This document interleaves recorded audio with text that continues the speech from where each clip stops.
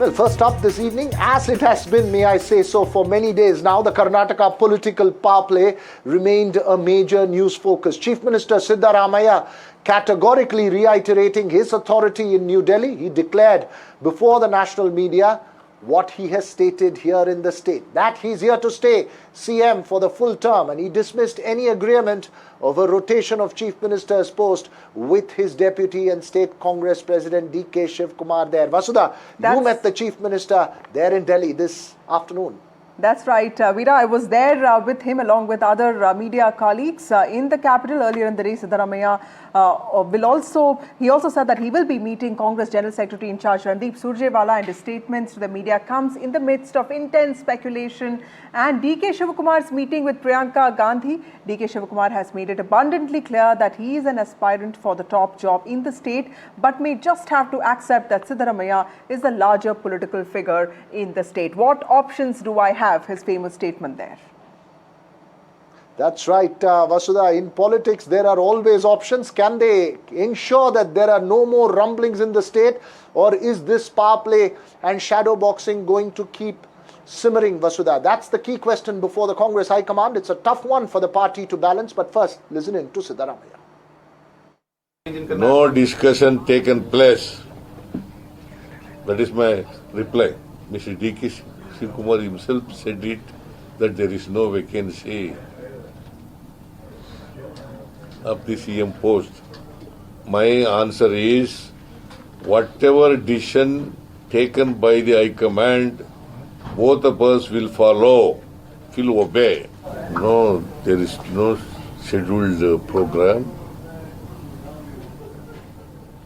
Neither Rahul Gandhi ji nor Kharge ji invited us for party to discuss the issues regarding the party. Well, so Siddaramaiah has made his position categorical. Joining Vasudha and me this evening, NDTV Sunil Prabhu, who's tracked this case, the developments in the Congress very closely. We'll also have senior journalists from Bengaluru, Ramakrishna Upadhyay and Neerja Chowdhury from Delhi join us in a bit. But Sunil Prabhu, first to you, Siddaramaiah's public statements again today reiterating, do you expect a retaliation from DK Shivakumar in the form of some kind of statements? Because when we spoke to some of his close confidants, they say, well, obviously he has not given up his stake at the Chief Minister's post at some time during this term. That's for sure. I mean, he has never given up right from day one. Still believes that he's in contention. He still would want his pound of flesh, because he's the one he believes who helped the party from, ground zero to achieve what is, an impossible victory, as well as a huge mandate, the highest ever in Karnataka. But be that as it may, ultimately, even though he's a strong Gandhi loyalist, and he would like to extract the maximum at this particular juncture, he also realizes he doesn't have the required MLAs. Is he ready to work with the BJP? Is the BJP wanting to do a Madhya Pradesh as it did earlier? These are things that we'll have to wait and watch and see closer to the day. But as of now, I don't think people who know DK Shivakumar will rock the boat and will want to see that his loyalists and friends, and this is what is called an attempt to ensure that they get better nominations in autonomous boards and corporations, while he waits to ensure when to strike at an opportune time to try for that top post. But in this present juncture, as Mr. Siddaramaiah has pointed out, there is unlikelihood. Even Mr. Surjewala, who's the AICC General Secretary in charge, who's worked with both of them, have made it clear that there is no vacancy at this stage. Multiple things at play here, Vasudha. It's not just the CM post, as Sunil is pointing out. There is bargaining going on for other things like posts in boards and corporations, and then of course there will be a cabinet reshuffle at some point of time. Absolutely, more missiles to be fired and more action that is expected. Let me ask this question to RK Upadhyay. Mr. Upadhyay, every war, every battle has an end game to it. What is the end game according to you to this battle? Is it just going to end in 2028 assembly polls? I think the Congress High Command, the more and more they deny that there is any proposal for change of leadership, they look less and less convincing.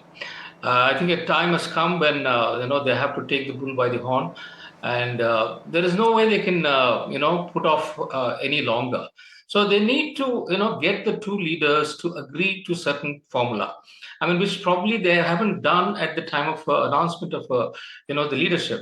You see, May 13, 2023 was when the results came out, and it took them 5 days. 5 days to finally select Mr. Siddaramaiah. And I remember it was on the 17th of May 2023 that KC Venugopal called Mrs. Sonia Gandhi in Himachal Pradesh where she was holidaying. And that night she made a call to both Siddaramaiah and Shivakumar and asked them, please, cooperate with each other and form the government. So, but we don't know whether there was a formula for sharing power. So this is where I think the problem lies. There has been total confusion whether they have agreed to share 30 months or not. So that being the case, now I think they need to really talk to them and then find out whether a solution is possible. As you make that, Siddaramaiah has made it clear that there is no rotation of chief ministership that was discussed. And categorically, people close to him have been debunking that rumor all throughout from the start. But very, very briefly, Ramakrishna Upadhyay, there was also the question of the OBC Vokkaliga caste vote. DK Shivakumar's presence seemed to have projected in that election a strong consolidation of that vote in the whole Mysore region. Much has changed since then. How do you see the Congress negating that aspect as well? Because the projection of DK Shivakumar as a potential chief ministerial candidate is important to hold that caste vote together as well. You see, Shivakumar's contribution is no less. I feel that 2023 result wouldn't have come but for Shivakumar also pushing the Vokkaliga votes one way. Remember, they took almost 10% of the votes from the JDS. The JDS got the least in all the 25 years it has been it has been a party that they were reduced to just 19%. So without the Shivakumar's contribution, they wouldn't have crossed 130. It's a fact. Of course, Mr. Siddaramaiah is the mass leader and he belongs to OBC. And it's not that easy for the Congress to, ask OBC. So that's one thing we keep hearing, Mr. Upadhyay, that, it's not easy for the Congress party to replace Siddaramaiah.